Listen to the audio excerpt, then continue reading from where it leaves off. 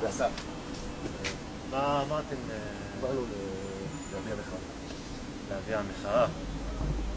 הבנתי, יש לכם פה תעודות מזהות לראות? בסדר. אדוני שר האוצר משה כחלון, הבוקר הודיעו ההגשה של מתווה הגז לאישור נדחתה. יש לך הזדמנות נדירה לחזור בך. אתה מוכן לבוא לדבר איתנו רגע? אבל בוא נתחיל. חבר'ה, לא צריך כלום. לא צריך לגחון. 415. ישראל, יעלו מולך בקשר, תהיה בהאזנה.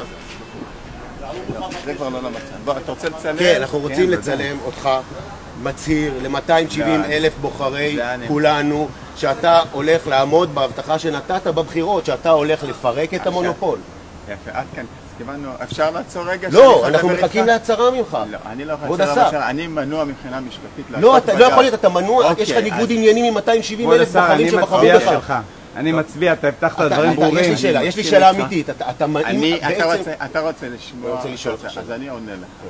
יש מכתב של יועץ משפטי שמונע ממני לעסוק בזה.